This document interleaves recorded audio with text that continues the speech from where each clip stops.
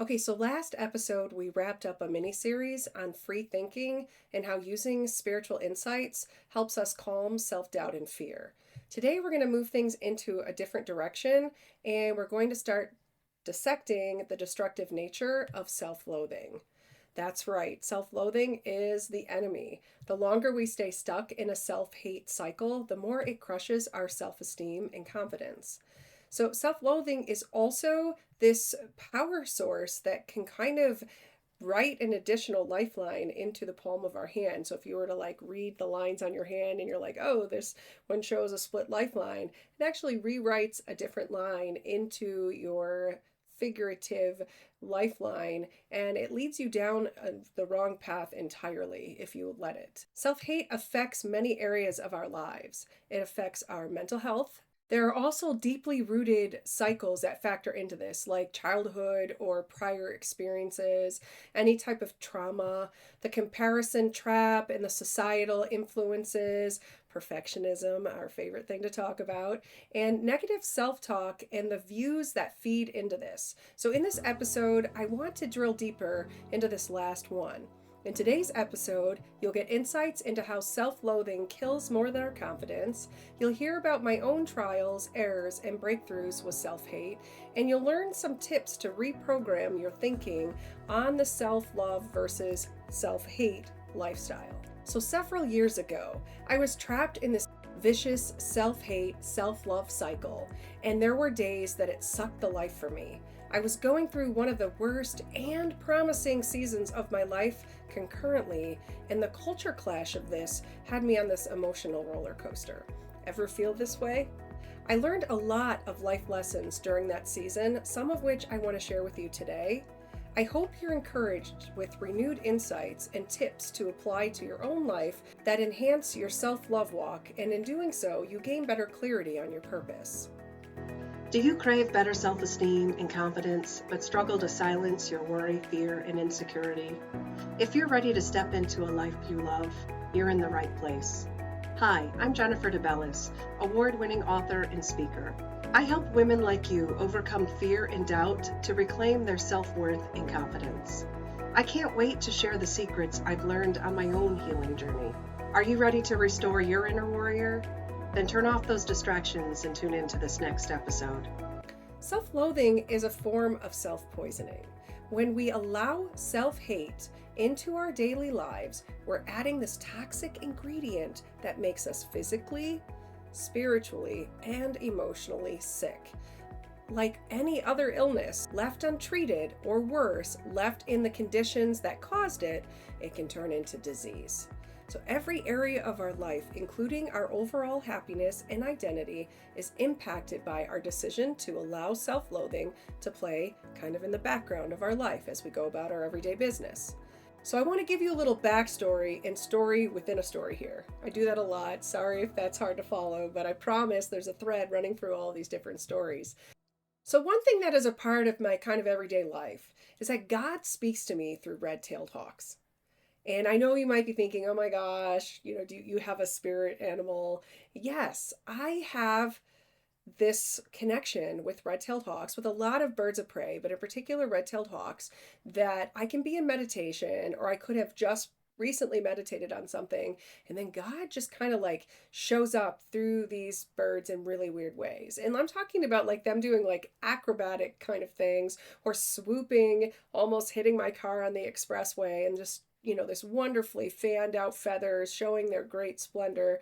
And it always gets my attention in really interesting ways. And so maybe I'll talk about my spiritual connections with that in another episode. But in this particular episode, I want to talk about one that recently triggered what I want to talk to you about today.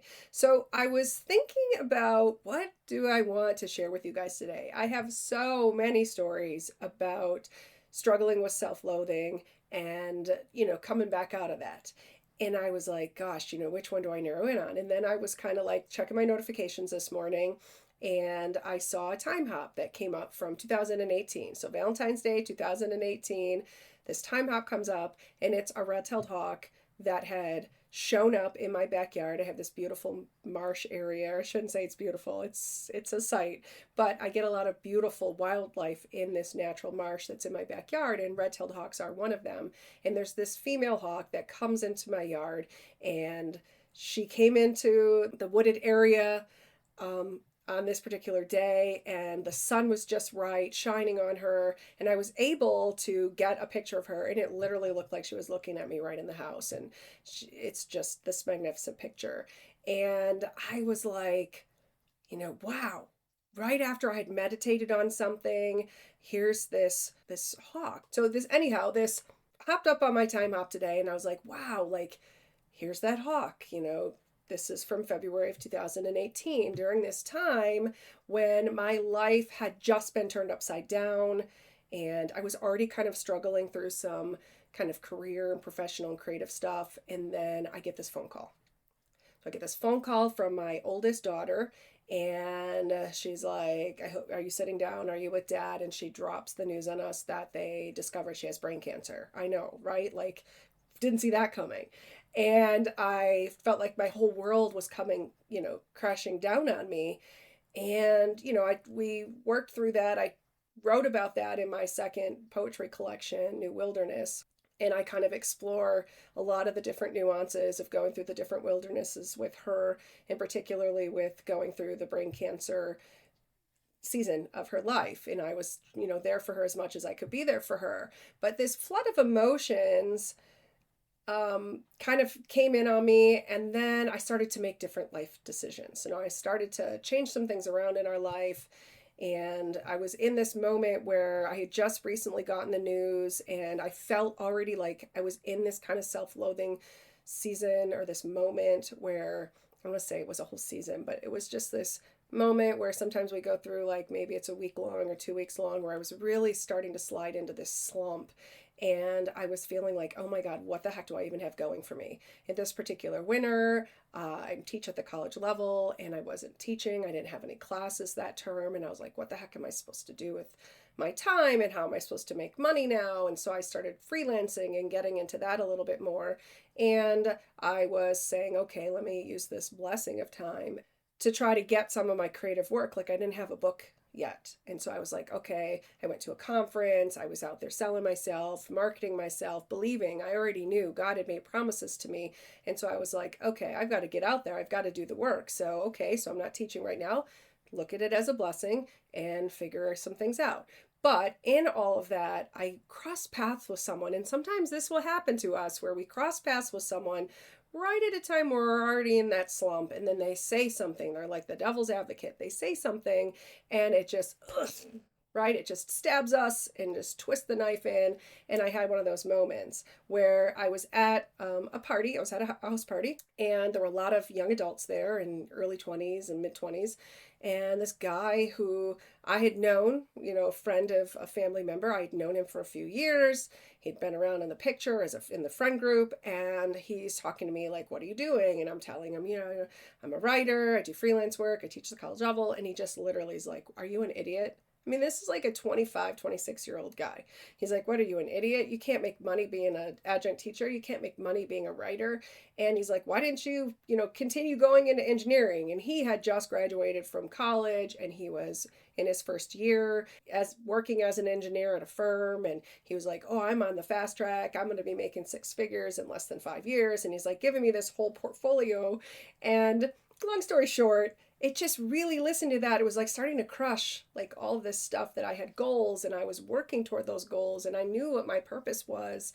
And just within this 10-15 minute conversation, I started to feel those walls start to crumble down. And I was just like, what, am I an idiot for pursuing these things? And yes, you're right. I'm probably not going to be on the fast track to making, 6 and 7 figures in the next couple of years. But is that the whole reason for living? And sometimes our purpose brings us in different areas, and all those things come together eventually. And so I was like, I just walked away from that feeling like an all-time low, starting to question, like, what am I doing? Maybe I should jump tracks here and get a clue, like he was saying, get a clue, do it while you can. I have a family who's relying on me. At this time I still had two daughters living at home. They were in school, and my husband, and I'm just like, okay, maybe I'm an idiot, maybe I'm trying to think this. And then So I just want to hop in here for a moment and mention that I'm now accepting one-on-one coaching clients. So if you're ready to get clarity and big picture vision on your goals, consider booking a session with me today. Find a link to book your session in the show notes below. as I was thinking about that and I'm meditating on it, and like God's reminding me of all these different promises, and he has a path for me, and it's very specific, and he will take care of me and all these different things. So I kind of felt like a little bit encouraged, and I'm sitting there thinking, what do I do now in a moment of self-love for myself and for my family? And I was like, we're going to take a trip. So it was a milestone birthday for all of them. So I'm like, we're going to take a trip because this might be the last time. This is right before my oldest daughter has brain surgery. So this might be the last time that we ever get to all go on a big family trip. So we hadn't taken one in forever. And I was like, money comes, money goes. We're going to spend some of the money that we have set aside to do this. Sometimes we have money set aside and we have to invest it to go and create those memories and do those things. So I was like, we're going to use this money that I couldn't totally justify in my heart. Like I kind of felt conflicted. Like, should I use this money because it's kind of like a nest egg, or, should we go and do this thing? And so we went on this trip right before she went in for brain surgery. And then we came back from that trip, and I immediately went home right with her because her surgery was that next week. And so we were doing a lot of things to prepare for the surgery, and she was in another state. So we went back to Virginia. We live in Michigan. And so we went back to Virginia, and that's where I stayed with her. And my journey as caregiver began at that moment. And so once this journey began, I started dealing with a worse version of my daughter than her teenage self. And that was really triggering, and that was really difficult. And it flooded me with a lot of old trauma, a lot of things that you can't really resolve, that you just have to be like, I'm going to make peace with that because raising teenagers is really tough. And as I spent this time with her, at the time I didn't really recognize where all these emotions coming from. I didn't recognize that there was some things going on with her frontal lobe, and that was also causing her to kind of have some of these relapses. And we're just there trying to survive and trying to get through it, the two of us. And we've never been through anything like this as a family. So she and I are just feeling our way through it. And I'm there, and she doesn't want me to be there. And I'm living in, just to put it in perspective, she lives in an apartment. She has two roommates, and there's this 5x7 closet. It's like a little storage room, but it has a window. So I got blessed with a 5x7 storage room with a window. And so there's like one whole wall that has like their storage and boxes and suitcases and things that are theirs, the three different roommates. And then I get this inflatable mattress bed, and there's like my daughter's desk is in there. So like I make do. And I'm like, thank God I have this space to go and retreat to. But again, I'm living in a 5x7 closet, just to put it in perspective. And I'm making it work, and I'm going through these emotional roller coasters with her, and she's really agitated and she's angry, and I get it. She's angry and I'm there, and so she's taking it out on me because she can't take it out on anyone else. And I start to fall deeper and deeper into this kind of like self-loathing, because I start to think about, have I failed her? What are the ways that I failed her? And then I have these negative thoughts about my current condition. I'm like, I'm living in a 5x7 closet, even though like I know I have a real home back in Michigan. But here I am right now. I've been reduced to this 5x7 room, and sometimes those walls start to close in on you, and you start to forget about the larger world and picture outside of that 5x7 space. And so I had just spent this money from my savings, and I'm like, oh my God, are we going to be okay? Because I'm here. And looking back, there's a lot of things like I was like, well, I'm blessed that I wasn't teaching this term, because now I'm able to be here with her. And I ended up spending, over the course of two visits, 2 months with her. So it was a considerable amount of time that I was able to be there and be like a caretaker for her. And that was huge, because then someone was there and making sure she ate, and making sure on the days she didn't feel like getting up, that someone could get her up and help get her cleaned up and motivated. And she was still working, and so going into the hospital to cover a shift and picking up shifts and all the things that she was going through. But again, I was there to be a help where I could be a help, and running after errands for her. When she would be too sick, I'd have to help her into the car and take her to chemo and radiation and all those things.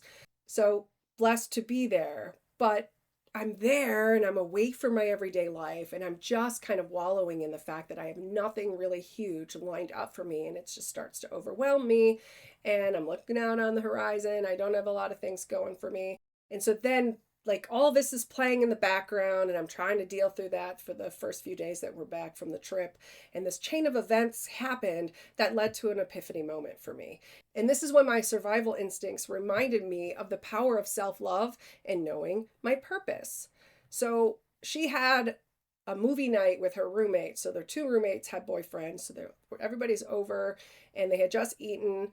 I don't know what I had been gone. So I may have gone to church or something with my aunt and uncle who also live in Virginia.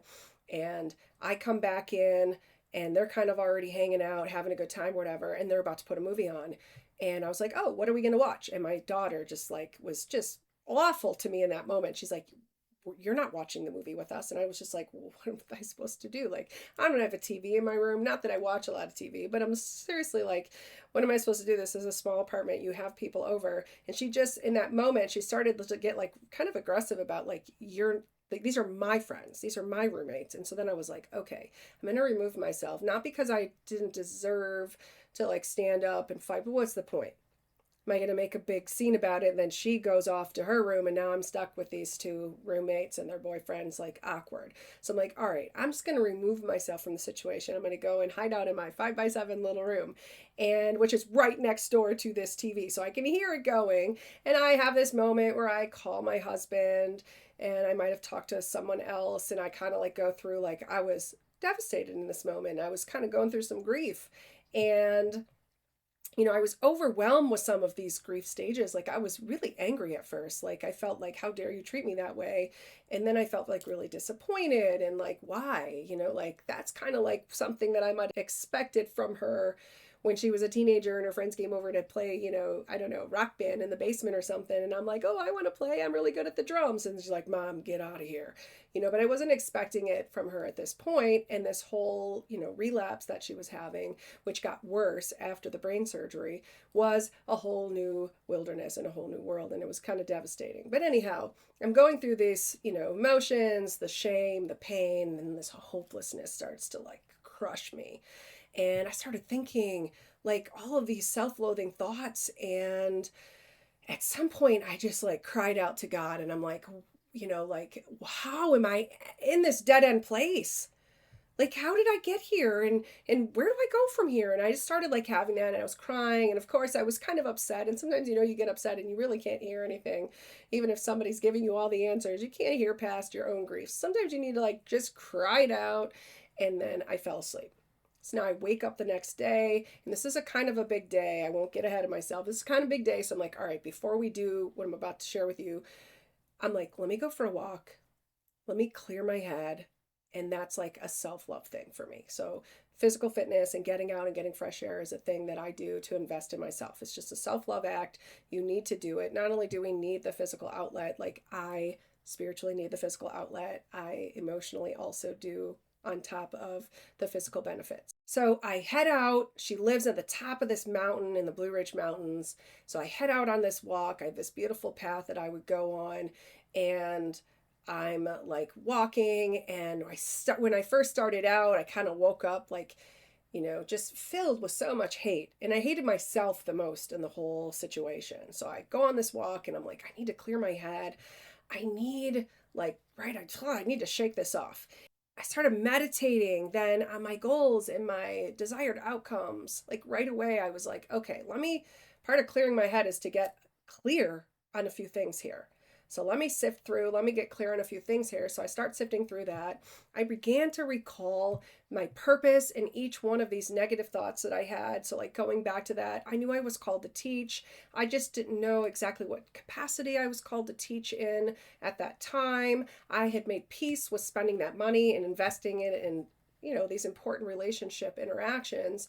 And I recalled God's promises to me that I would become a published author and that I was doing the important work to fulfill that goal. I also, like I mentioned before, rationalized my living situation was temporary. I really didn't live in a 5x7 closet.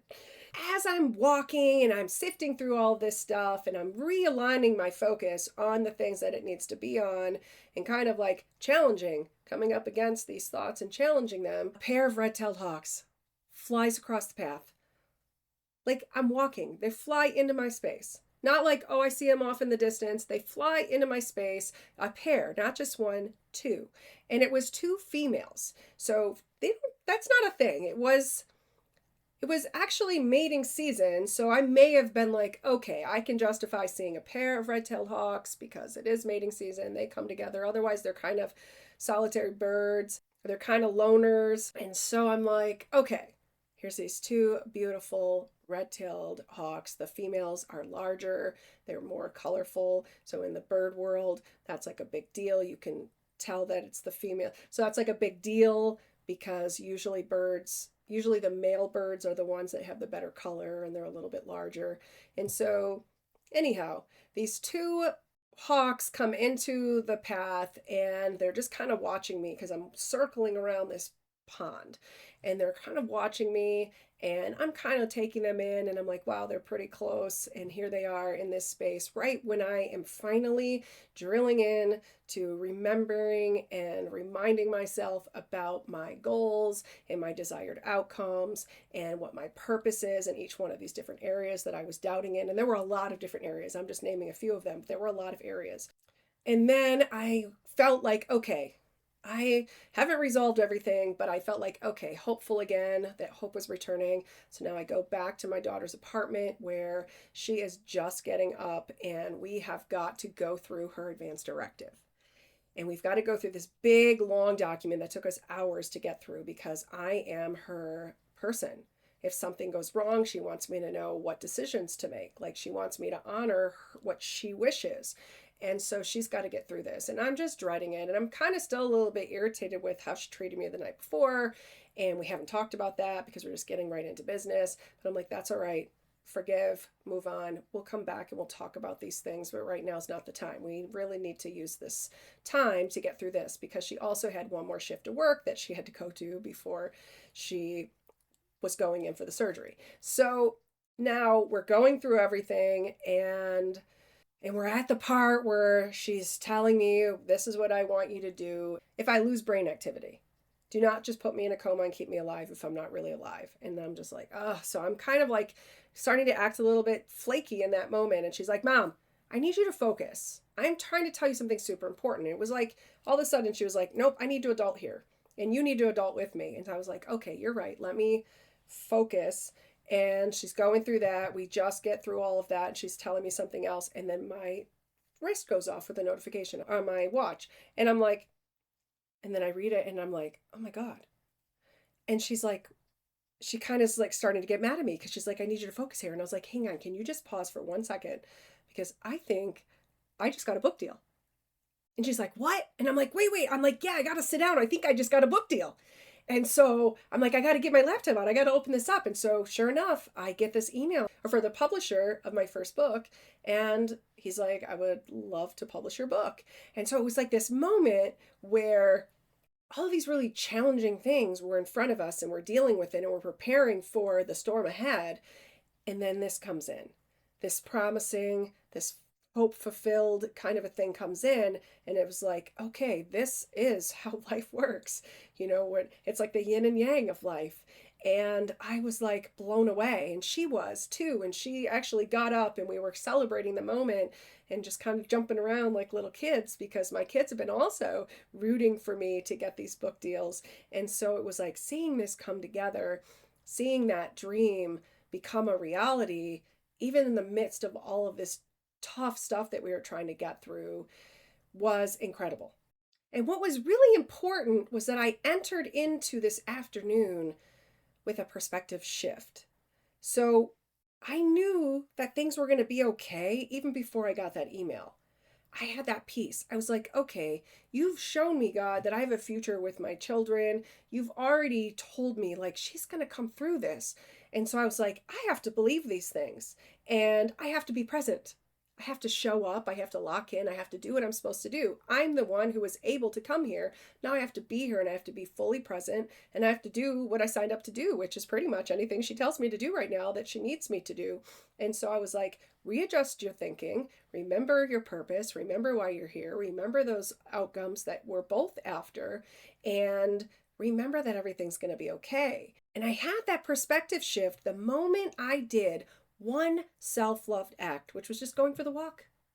And I remained in that spiritual meditation, which is kind of how I do that as well. So it's like this self-love that helps me, like body, spirit, mind. I know I talked about that in other episodes, but like I do multiple things at the same time. I look for workouts that I'm using, weights, free weights, with also like calisthenic types of exercises, because I'm always like, I only have 20 minutes. I need to make the most of it. I need to bring things together that are harmonious.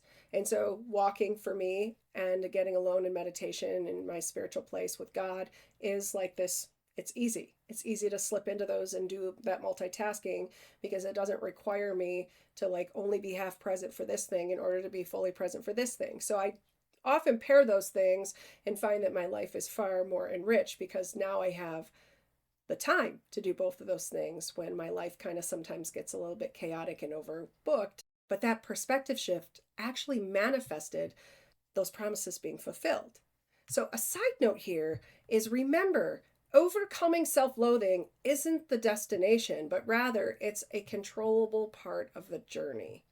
So when we live with purpose and stay on track on our journey to achieve our goals, we must regularly self-assess and break down the plans that we have to reach our desired outcomes. So I just walked you through how I did that. That in itself is also an act of self-love. It's also good stewardship over our big picture vision for our life. So the enemy comes in to rob, kill, and destroy. But often he just uses the easiest method, which is distraction. He'll distract you when he can't destroy you, and it slowly destroys you anyway. And you kind of don't see it coming. You might see something really obvious, some really big present danger coming. You might be like, oh, right, escape that. But when you don't see it coming and don't feel it, kind of like a drum beat and playing in the background, it's slowly poisoning and killing your life, keeping you off track. And next thing you know, you're completely at a different destination altogether. So self-hate keeps us hyper-focused on the negative. So that's how it becomes this distraction. It keeps us hyper-focused on the negative and often untrue things about ourselves and the situation. It distracts us from staying focused on those goals and doing what we need to achieve them. So carve out a small space when you find yourself in these situations where self-loathing is creeping up to work through some things. Go ahead and grieve. Grief is super important. I was just talking with my middle daughter about this yesterday, and she was saying like she was going through something a little bit ago. She was like, yeah, I was kind of like working through the self-loathing and it was important to do it. And now I'm on the other side of it. And I thought, what a good thing. Here I was meditating on what I wanted to talk to you about today. And I'm like, yes, that is so important. It's so true. I talk about it in Warrior Sister Cut Yourself Free, my self-help book, that it's super important for us to go through the grieving process because otherwise the temptation is to just bury things, and things do not stay buried. Something else is going to come and it's going to trigger that and it's going to bring it back to the surface and continually wreak havoc, and it will come back and it'll come back larger and larger and larger until it's this big volcano that's erupting, and then it's taking things down in its path. And so we have to work through that grief that's attached to the self-loathing and all the disappointment and all those different emotions. And then we need to purge it. So we need to purge those out of our internal space. Because again, if we keep them in there and we bury them down again and we shove them in the back of something, we're going to stumble upon it again. It's going to come back up and it's going to be ugly every single time. We don't always work all the way through something also. So again, don't beat yourself up when maybe something does come back up and creep back up and you're like, oh God, I really didn't go through the full process here. Again, carve out the space, go through those types of things, and then come back and do the important work of breaking down and remembering, what's the path I'm on? What are the things that are supposed to be on this path? What am I supposed to be doing? What am I after here? And there isn't just one life goal. We don't just have one purpose, one life goal. I gave you a few as examples because we're multifaceted individuals and we have different roles that we play in different relationships and different maybe partnerships, maybe, or like professional or creative outlets. And we inhabit those spaces entirely different. So our goal set could be radically different. And if you just try to like pull out what are all the little things I have to do to achieve this goal in this role, and then what do I have to do to achieve this goal, you might be like, am I talking about the same person here? So we have to keep that in perspective, is we have to sit and figure out like, what am I supposed to be doing in this particular case, and work through that and look at the larger picture and then get back on track. And then we know exactly where we got off track because we're looking at it. And then we can say, okay, and forgive ourselves, walk in grace. So if we did screw some things up or wander off the path, maybe we wandered really far off the path. It's okay. As long as you have a breath left in you, you'll always be able to come back, to just keep finding your way back to getting back on the right path. And so we have to allow ourselves to go through that process as well. So in closing, the ultimate takeaway here is that we cannot serve two masters. We cannot maintain our emotional well-being and thrive if we allow self-hate to rule our lives. You can't have them. I don't want to say they're opposite, like love is opposite than hate, but they're two distinct beasts. You cannot thrive in self-love if self-hate is dominating your life. You won't even hear the self-love. It doesn't mean that you won't have moments of it. We don't want moments of it. We want to live our best life. We want to thrive. And so when we want to thrive, again, that's a goal, that's a desired outcome. We have to figure out what is it that we have to do in order to make that happen. And then we have to protect that. So we have to be really intentional about protecting our self-love. And in order to do that, we kind of have to know, what are we doing to cultivate this self-love walk? What are we doing to nurture it? Those are all things that we have to be aware of. So not just being aware of what is my purpose or what is my goal or my intended outcomes, we also have to be aware of that as well. Interestingly, these all speak to our relationship with ourself, which is the baseline for every other relationship that we have. So if you don't know how to love yourself and to protect that love, you can't love others.